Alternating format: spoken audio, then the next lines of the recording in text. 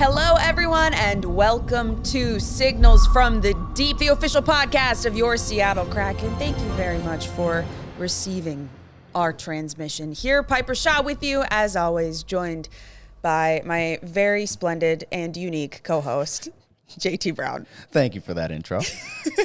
I'm like, what's a unique way to describe JT? That was perfect. Splendid and that. unique. I enjoyed that. And, of course, our producer, Drew. Drew, how are we?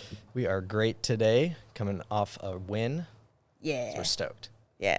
We have lots to discuss. So we're going to just kind of try to crank through a lot of this because we have so many awesome things, particularly a lot of milestones and some big announcements. So we're going to start with the Olympics. Of course, it was announced before the season began that Philipp Grubauer would be playing for Team Germany in the Olympics, barring anything crazy happening. And it's great to see how excellently he's been playing as well.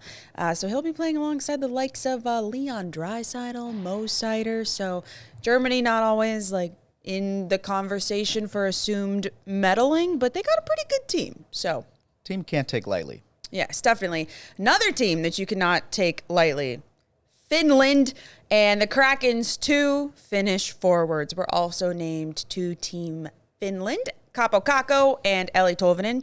This will be the first time that Kaapo Kakko has ever played in the Olympics, but he, of course, did play for Finland in Four Nations last year. Eli Tolvanen played in the Olympics in 2016. That's the right date, right? 2016 was Pyeongchang. I'm like, what are 4-year gaps? Yes. And he actually was named to the All-Star team, too, and he was like 18 years old. So he's pretty excited to go back, and he was joking that hopefully him and Kaapo are not roommates again. He's like, he's with me everywhere.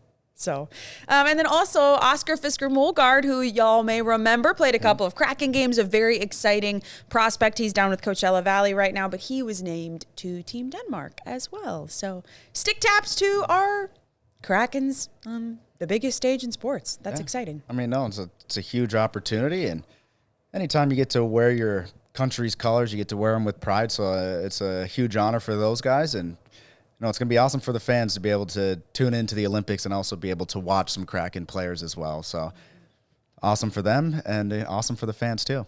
Yeah. When at the time that we were recording this, the game against Boston in Seattle was recently, and I was thinking about how Worlds over the summer, Team USA won Worlds, and that goalie tandem was Jeremy Swayman and Joey Decord. And you know who won the goalie battle against in that one? Joey Decord. And I was like, hopefully that feels like a little feather in his cap, because I was feeling smug on his behalf on that. So I'm sure anytime he beats Boston or getting to play against Boston is special for Joey too. Yeah. To get the win even more so. Well, and the Kraken put up 7 on Swayman. So well, technically 6 because empty net in there. But all right, we have so many milestones to get through here. It feels awesome to have so many in such a short span here. So we got to start against Vancouver. In Vancouver, Cale Fleury scored his first goal as a member of the Kraken. It was his first goal since 2019. And that was just so awesome to see. We've been joking that it's like, who is more excited for Cale or Jared McCann? Yeah. Jared McCann, absolutely. And even Vince Dunn was really hyped up about it too. So just really special to see what he's just done for this team and the role that he's played, and to finally kind of get some more responsibility and trust. Yeah, he's been playing really well. Obviously, he missed the 26 games in a row, and you look at the roster constraints and where players are at. You had the extra 2 defensemen, just wasn't getting into those games. So when Montour went down, he had to step in a big way, immediately going into a top 4 role. Power play. And you look at the body of work and the minutes that he was putting out there. He's been playing excellent hockey, and that's not easy to do when you have that long of a layoff from game action. So to see him do that, to see him be able to find that success, not only just with his play on the ice, but to get that first goal as a Kraken. And I know it's since 2019, but to be fair to Cale in that instance, he spent a lot of that time in the American Hockey League, where he has been an excellent defenseman down there with the Coachella as well. To get that opportunity to come up here, show that he can play at that level. It's obviously great for him. But again, you see that first goal, and again, like you said, it was almost more exciting for the other guys, than for him. But it just goes to show the work that he's put in to go and step up when the team needed him. Defensively, playing sound, paired up with Ryan Lindgren, in that opportunity. And, it was an excellent shot. I mean, he got a lot on that slap shot. It was a bomb. So at the end of the day, again, we've talked about it time and time again. Players need to step up, especially when it comes to the injury bug that's been going around almost every team, per se, throughout the entire National Hockey League. So kudos to him. And, it just goes to show how hard he's been working to stay ready when his number's called. And when he came into the lineup first, I think it was first in kind of this stretcher. It was against LA just before the break. And it was first period. They were already on the power play, and it wasn't his goal, obviously, but they scored. They converted right there with him quarterbacking the power play, which he hasn't been doing now because obviously Vince is back. He wasn't available for that game. But after that one, I asked Lane just kind of what he thought about Cale. And I liked that he was like, it was really nice to get to see him play in these different roles to get to see more of what kind of player he is and to learn a little bit more about him. And then I loved that after Cale scored against Vancouver, he said, well, coach has been telling me to keep playing with confidence, so I thought it would be kind of rude not to. And you can see it. You can see the confidence that he's playing with. I mean, obviously he's an excellent skater. But then you throw in the physical play that he goes through, obviously great in front of the net battles. His battle level and compete level has been very high, so it's been fun to watch him. Yes, so keep it up, Cale. We love to see it. All right, more milestones to get through here. We had a lot in Calgary. First of all, it was the captain, Jordan Eberle's 1100th game in the NHL, which is crazy because, for one, I feel like we just did his silver stick ceremony 2 days ago, but nope, that was 100 games ago. And at the time, he had a nice little point streak going. He is off to, I'd have to double check this at the time of release now, but at the time going into the Calgary game, he was off to the second best scoring start of his career, which Jared joked. He's like, yeah, that's really impressive for an old man his age, which is hilarious.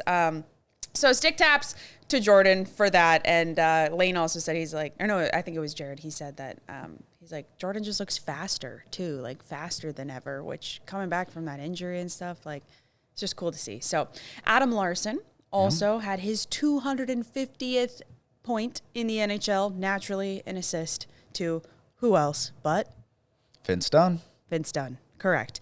But the biggest milestone, I think undeniably, of that game in Calgary was the first NHL goal of Jacob Melanson, who's just been electric to watch. I feel like, he's becoming a lot of fans' favorite player to watch out on the ice just by the sheer passion he plays with, the hustle, obviously the physical play that he's been going, but they've also been contributing. The offensive side of the game for not only him, but the fourth line as well has been fantastic.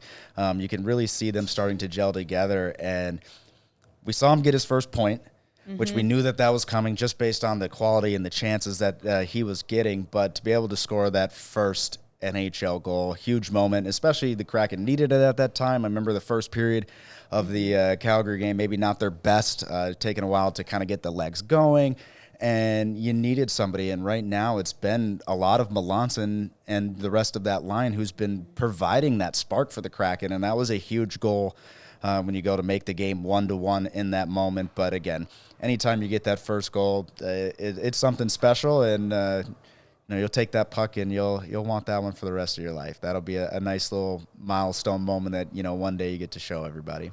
Well, speaking of taking that puck, when he had his first NHL point puck, he told Everett Fitzhugh on radio, allegedly, I didn't hear this interview, this is what Fitz told us, but he said that he was probably going to give the first NHL point puck to his dog, Bunker. So then I asked him after the first NHL goal, I was like, is this puck any safer, or are you just going to toss this one to Bunker too? He's like, no, I'm pretty sure that we're going to put this one in a nice display case, but Bunker's very determined and may get at it, and if he does, then it's his, and that he deserves it. And I'm like, that's almost like representative of how he plays. We keep calling them a dog on a bone, right?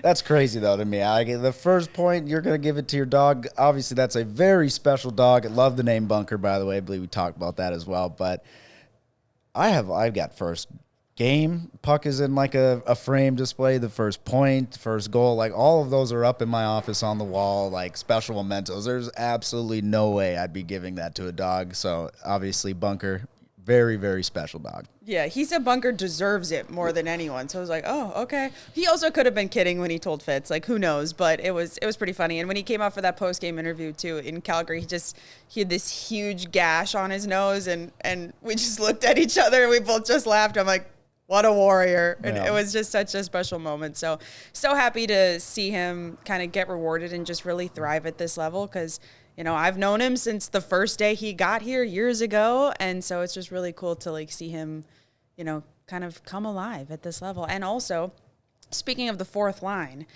Ben Meyers has just been awesome. He made an excellent pass over to Shane Wright in Calgary. Shane Wright's first goal in 8 games. It was since December 16th. And it was also on Shane's 22nd birthday. I love that the Kraken social team said something like, it was like, happy birthday, Shane. I got you this sick pass. Ben Meyers, probably. It was a nice goal of time they needed. You go through little slumps like that, but obviously for Shane Wright, trying to continually focus on the full 200-foot game, being responsible in that asset, but knowing that he has a great shot. Obviously, it was more of a deflection, just pushing the puck forward as he's crashing towards the net. But again, anytime you find the back of the net, you keep that confidence going. And, for Shane, looking at this year, going to, different situations that he's being put in, obviously being able to score, it feels good. It's also funny because, like, that was Shane's 22nd birthday. I think sometimes when players come up and they come right to the NHL, we might forget how young some of these guys truly are. Like, he just turned 22. And it was funny, I was asking him a little bit about his birthday in general. I was like, what was the highlight of 21? And he's like, I think it was just like learning how to be an adult fully on my own. That's what he said. He's just like just learning how to cook. That's fair, though. He's just like, it was definitely a year of growth, just like as a person. That's what he said. I was like, you didn't go on any like trips or any big concerts? And he was like, no, but I learned like how to cook more things. I'm like, respect, Shane, respect. Because if there's one thing about Shane Wright, it's that he loves hockey more than anything. But I also asked him if his number being 51 had anything to do with his birthday being 1-5, and if like he picked 51 because he thought it was more unique than 15 or something like that. And he said he was just always on youth teams growing up that only allowed them to be like 1 through 17 or something like that. And so he was always like 8 or 9 or just like a lower number. But then they played in one tournament where for one time they could be whatever number they wanted. And he went to his dad and he's like, what should I pick? I could pick anything I want. Like no rules. And his dad suggested, well, you're born on the 5th day of the first month. So what about 51? And they felt like it was a little bit more unique than like 1-5 and whatever. And so that is why Shane is 51. It is because of his birthday, the 5th day of the first month. So anyway, happy birthday, Shane. Ben Meyers got you that sick pass. All right, the next night, though. Second night of a back-to-back. Here we go.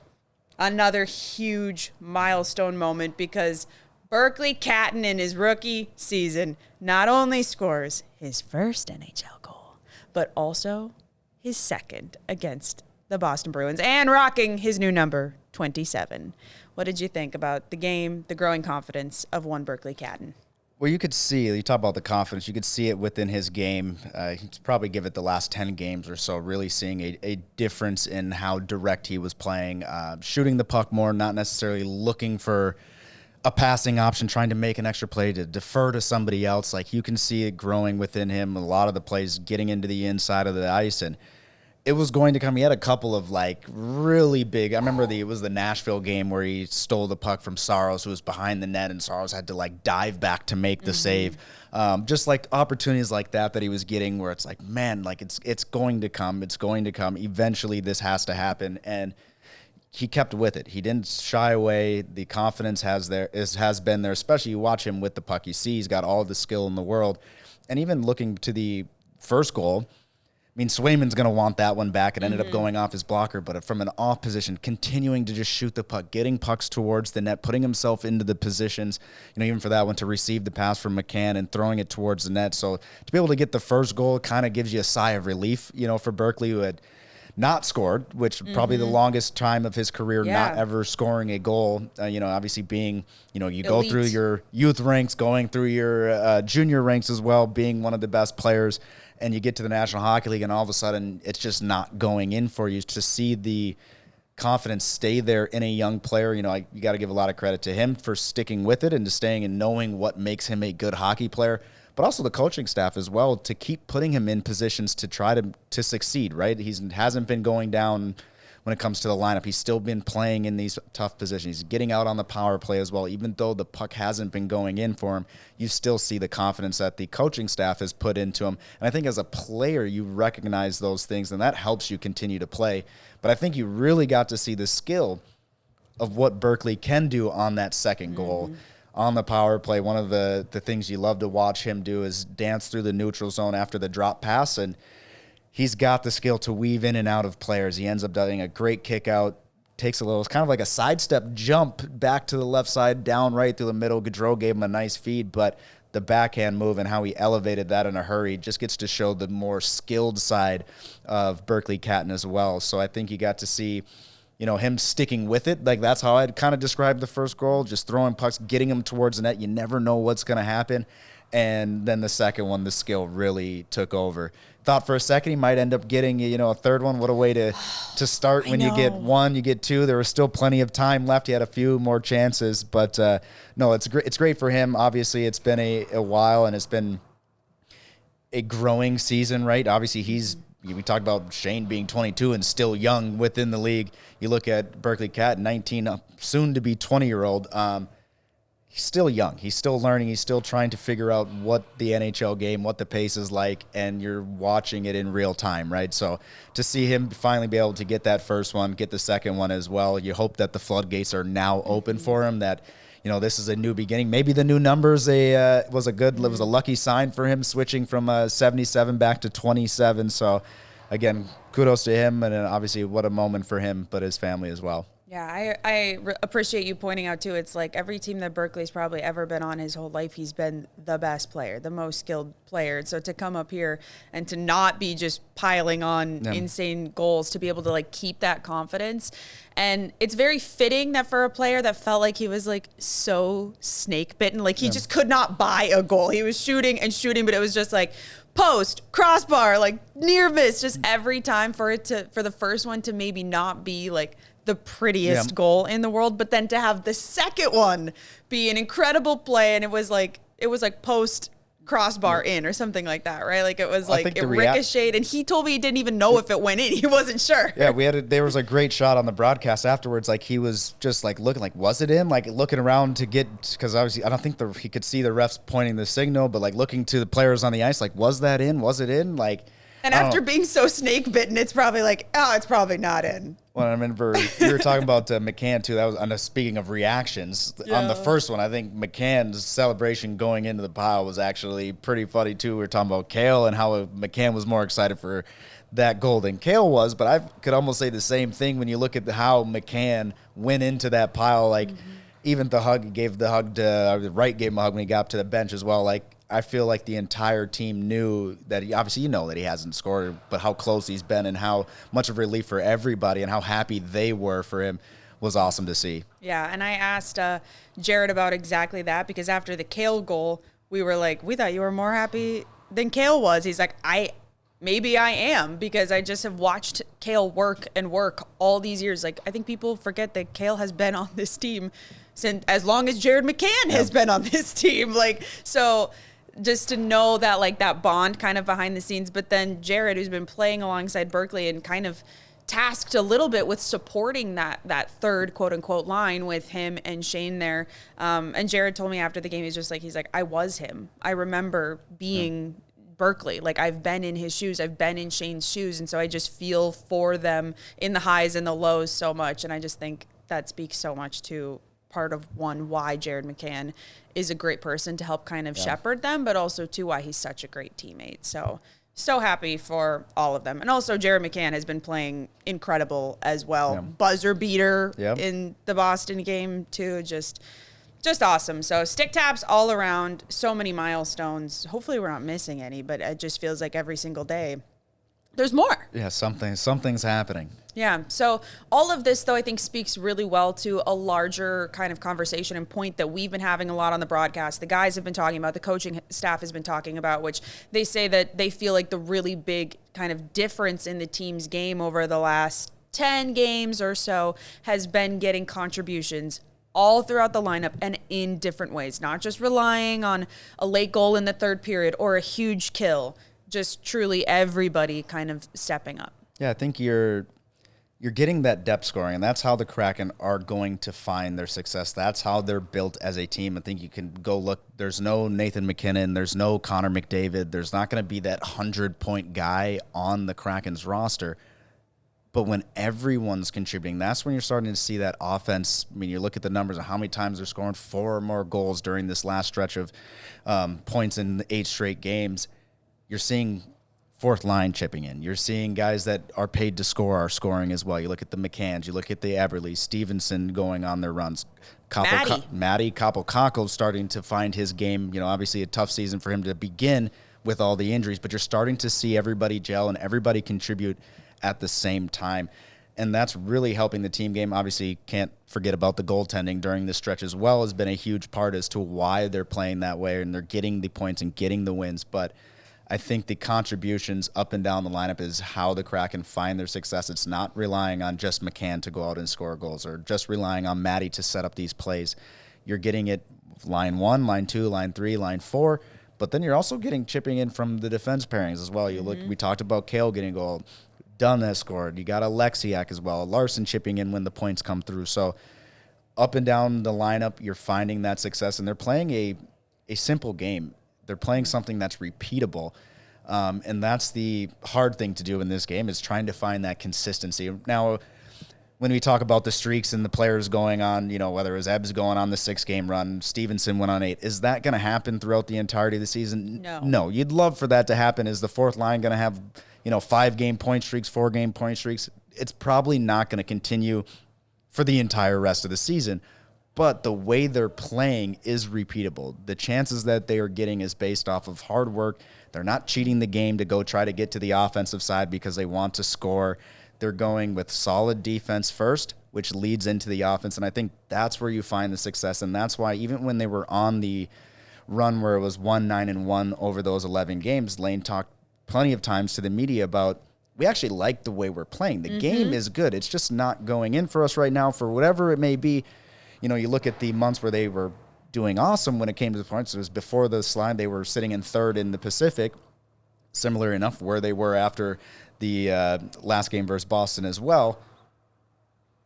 They were playing better, or at least Lane said during the skid, than they were when they were winning. So you have to translate. So just keep playing that same game over time. You're going to end up winning more games than you lose, especially when you add in the goaltending, you add in the contributions. And now there may be games where not everybody's contributing, but if you keep playing the same way, play that repeatable game, that's where you find success as a team. That's where you find the chemistry as a line. You know where guys are going to go before it ever happens. So it's been fun to watch that they didn't necessarily have some magic, some huge change just because the results weren't showing up in the standings for the Kraken. They stayed with it. They kept pushing along, and now you're starting to see some of, whether you say it was bad luck during the run where it was 1-9-1, now you're seeing an 8-game stretch and how quickly things can change this year. I think it was a few episodes ago where we talked about the American Thanksgiving and the percentages, and you're like, well, this year's different, where you're clearly seeing this year's completely different. I remember going into the Boston game, there was only 5 points separating between first in the Pacific and fifth in the Pacific. So that's not very much. That's when 2 games. When you go through. Well, and 3. But you look at it from that standpoint, like it is a tight race. So the Kraken, again, you can only control what you can control, and that's how they play, and that's something that I like to look at. How are they playing in each individual game? And it's been cool to watch and see all the players that are stepping up and getting rewarded for their play and consistency within that play. Well, and to that point as well, it was something that we have observed from training camp even, which was the coaching staff stopping drills, stopping things, and fixing habits, correcting things, and being so deliberate about, no, this is exactly what I want you to do. This bad habit, we're not doing that anymore. And I think, and I asked Lane post-game after the Boston game that, you know, a month ago we were talking about the guys needing to find ways to win games in low-scoring situations, you know, 1-2 games, those kinds of things. And now they had gone 4 games straight, scoring 4 or more goals, and kind of what that difference is. And he basically equated it to, like, we're playing, to your point, we're playing the same hockey, but now we have more confidence in what we're doing. We have a stronger understanding in what we're doing, and that is letting us feed more offense, which is the same thing that we heard since training camp, since the very beginning. It was, we have to fix, or maybe not fix, but we have to establish rather what kind of defensive system we need to play, and really, really focus on getting every single person a 100% understanding of what that is.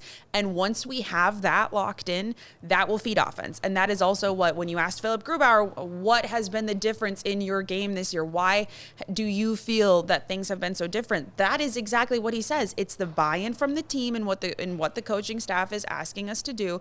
And it is the system that we are playing with, and the predictability of where the shots that are going to come our way are coming from, and all of that communication. And so it's just, to your point, like, it's so cool to watch that. And I think, as maybe certainly not disappointing it's been to see Shane Wright kind of have the year that he's had, because it has not been disappointing by any means, but I think a lot of people would love to see him scoring more. But Lane has said that he's like, we need him to focus on growing as a 200-foot player. We want the defensive side of his game to continue to improve. And once that happens, to, like, speaking to that trend team wide, that is kind of, I think, what's also going on, like, with Shane right now too. And hopefully that, like, continues to fall. It was the same thing that we had to talk about with Maddie 2 years ago too. It's like, you know, you say cheat the game, you know, you can cheat the game for offense a little bit at a different level, but you can't do that if you're going to play the center position in the National Hockey League. So I think, like, just even to expand on, like, cheating the game, like, obviously, for one thing, it'd be like, oh, it's like the flybys, right? Instead of stopping, we're going to take the flyby and just hope that I chip this puck past the defenseman I'm going to get a breakaway on this opportunity. Well, no, we're going to stop. We're going to make sure that puck gets out. We're going to play through the body instead of doing, like I said, like a flyby going through, or defensively, you know, that's not like, hey, I had my guy. Like, they're playing as an entire unit together, as a group of 5 plus your goaltender, playing the structure the way it needs to be played, even on the, say, the offensive side, whether, you know, you're making the right decisions at the blue line. You're not just trying to, not to say cheat is obviously the weird, you know what I'm saying, what we say, but it's not actually cheating. Yeah. But just, you know, looking for the offense first. And, you know, once you come to the understanding, like you said, as a team, you have that buy-in that if we play strong defensively, we're going to get those opportunities. How many times, if you play strong in the neutral zone, you're going to force the other team to turn it over, and now you get that odd man, or you get that break going the other way, instead of trying to jump a route, you know, to say, oh, I think this is where it's going to go. I'm going to go out of my way, out of my position to try to steal this puck to go for a breakaway, which you can see, or it does happen from time to time. But overall, you're not seeing really any of that creep into the game of the Seattle Kraken. And it's, again, when we talk about how do you find success in the National Hockey League, it's finding a repeatable game, whether that's at home, whether that's on the road, whether that's night 1 or night 2 of a back-to-back. How do you play the same game over and over again to find that success? I also think it's worth mentioning throughout all of this that the third jersey, the alternate jersey curse, has officially been broken, as was the back-to-back curse a while ago, of course.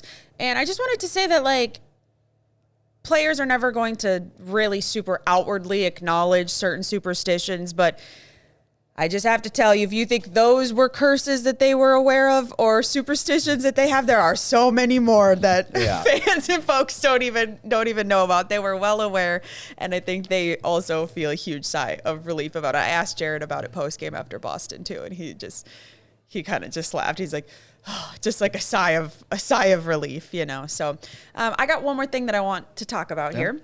We've touched on the goaltending a little bit, but to have a goaltending tandem like the Kraken do right now in Joey Daccord and Philip Grubauer, and presumably Matt Murray whenever he comes back, to have two players or two goalies that are playing as well as they have and as reliable as they have, how much of an advantage and a benefit is that to this team with the schedule in the month of January? We're through kind of those back-to-backs, which we saw that's obvious. That was but a tough stretch for the team to go through that, yeah. But just having two goaltenders that the team is 100% confident about having behind them. Well, I think even just from a playing perspective, when your goaltenders are playing as good as they have, it allows you to be a little bit more free.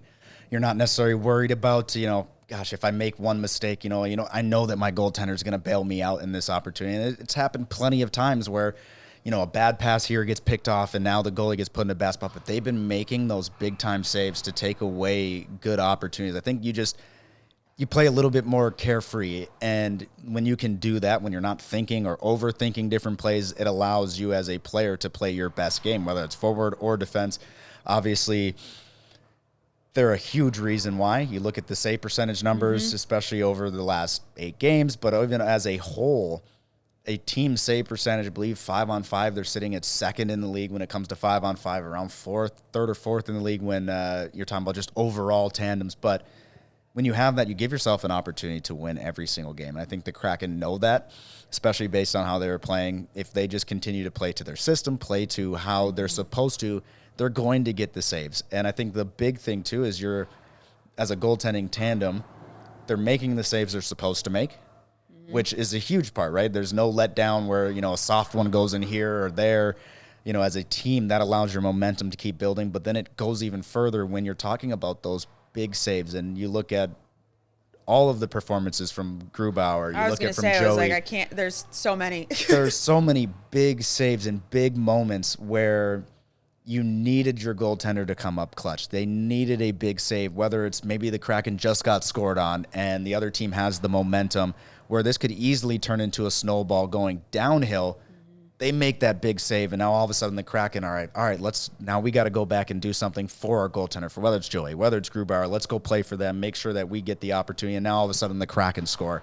And you talk about the swing of what could have been if they weren't on their game, and you're seeing it time and time again.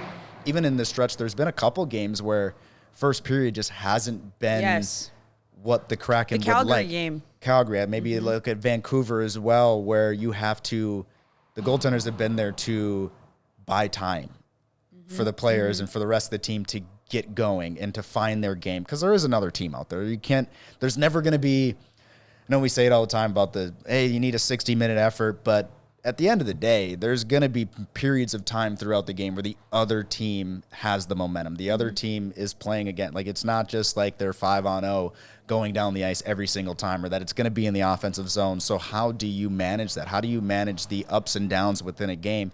And when you have two goaltenders right now that are playing the way they are, it's very easy to stay level-headed in those moments. Not get too high, not get too low, especially when other teams are applying that pressure, because you have the confidence in them that they're going to make the saves they're supposed to make, and they're going to help you wait, or, in those moments, help you get back to your own game. So it's been fun to watch, especially when you look at Grubauer, the bounce-back season that he's had.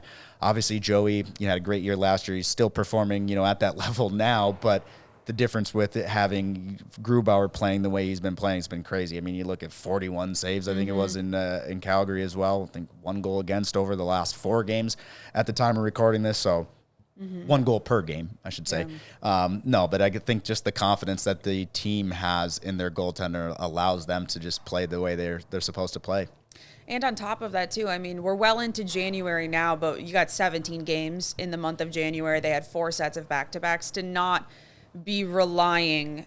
feel like they have to rely on one guy to go on a 10-game run. Like, that's not really a luxury that I think this team has felt like they've had 100% confidence in the past, especially at this time of year. Like, when everyone's getting sick, everyone's getting tired, the injury bug, the flu bug, everyone's just like, let's get to the Olympic break and so we can all get healthy and rest up. To have 2 guys playing like Phil and Joey are is just huge for this. Allowing both goaltenders to go into each game fresh, right? Yeah. You look at especially the back-to-back situations, and over the last few, obviously, it's been Grubauer on night 1, Joey on night 2, and talked about, Joey's ability to play the puck and how that definitely helps in night 2. So, just having both goaltenders playing the way they are, again, gives the Kraken an opportunity to win every single game that they play. Well, the Kraken have hit the road. A lot of games on this East Coast swing here. Please enjoy this conversation with our special guest. Jared, where else would we begin than Berkeley Catton getting not only his first but his second NHL goals? What's it been like for you to just kind of watch him battle through this season and finally get the cash? It's great. I was him, right? So I know what he's going through. I know how mentally tough it is. So, I've just tried to help him as much as I possibly can. And it was good to see him get that one tonight. You had the primary assist on that first one as well. Your point streak continues, but what's kind of been your approach? What's been your kind of your focus when it comes to supporting him and Shane on that line? Yeah, I think just communication's big with those two. I feel like sometimes they go silent. They're pretty quiet kids, so it's okay for us to yell out there and kind of get each other going. That's what makes a good line is communication. So I'm just trying to help them that way. You get the buzzer beater on the power play at the end of the second period, too. We had to slow things down and match up the clock to see if it was going to count. What was your perspective of that moment? As soon as I looked up, I saw the green light on, so I was like, I didn't think it went in on time, but luckily it did. Some folks have said that there is a curse with the third jerseys, the alternate jerseys and the back-to-backs. If that were ever the case, the spell has certainly been broken. But what's kind of stood out to you? What's it said about the character of your team over this last 9-game stretch here? Yeah, obviously having 4 back-to-backs in a row. I don't think any other team has quite gone through that. But it just shows the leadership we have in this team with Ebbs and Lars and and Maddie as well. We just control what we can control, and that's our effort every night, and the rest will take care of itself. What's made you proud of this team through this stretch too? Oh geez, there's lots. Guys blocking shots, our goalies making big saves for us. Everybody kind of laying out in the line and doing what they need to do to win. Vince, when you think back to the last time that you guys were in this building just before the California trip there and just the turnaround that you guys have had, what has this run that you've been on kind of say about the identity, the character of this group?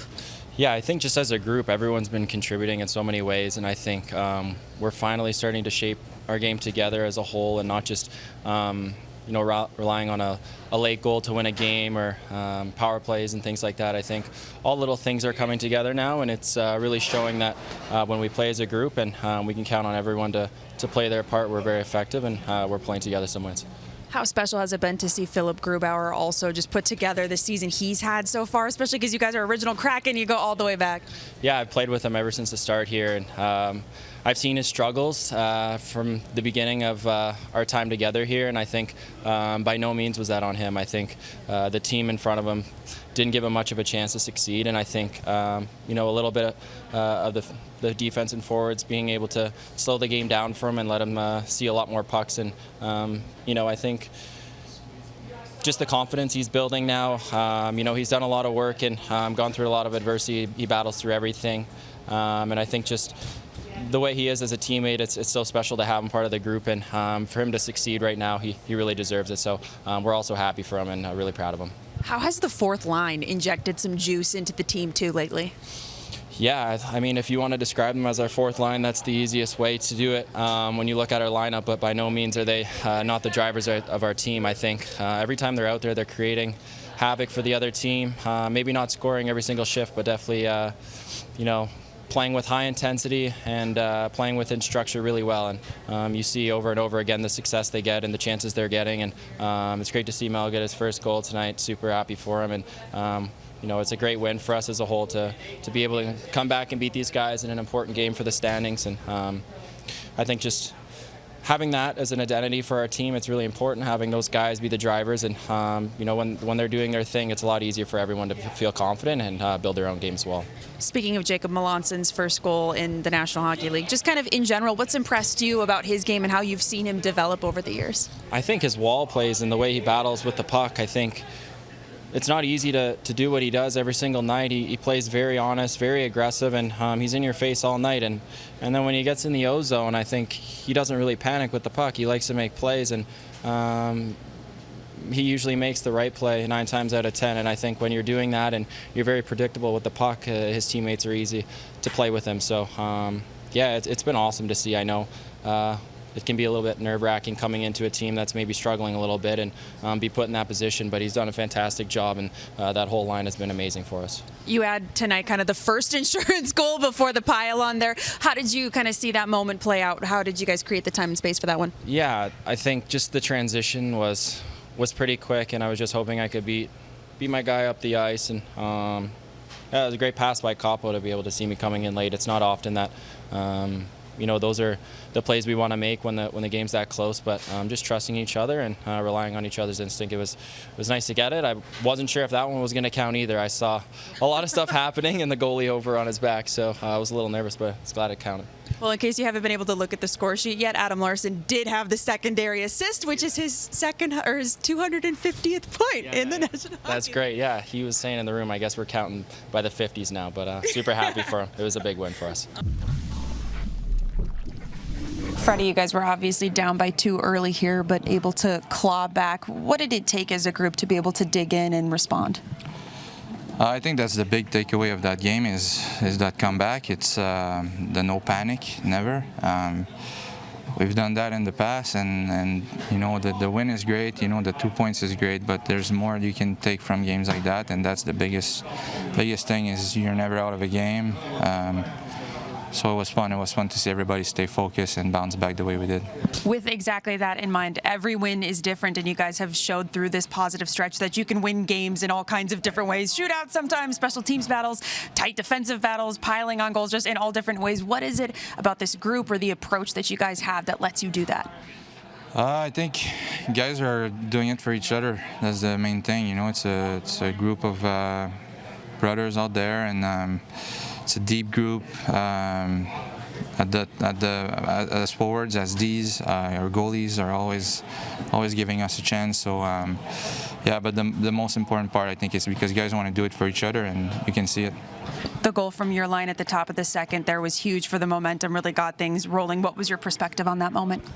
Honestly, great pickup by Tovi. That puck was kind of high for too long, in my opinion, and he just made a great poised play, great pickup, just a goal score goal, and that's kind of what I saw. Thank you for tuning in to Signals from the Deep with Piper Shaw and JT Brown. Give us an assist by rating your show on your listening app. You can watch the full video episodes on the Seattle Kraken's YouTube. Go Kraken!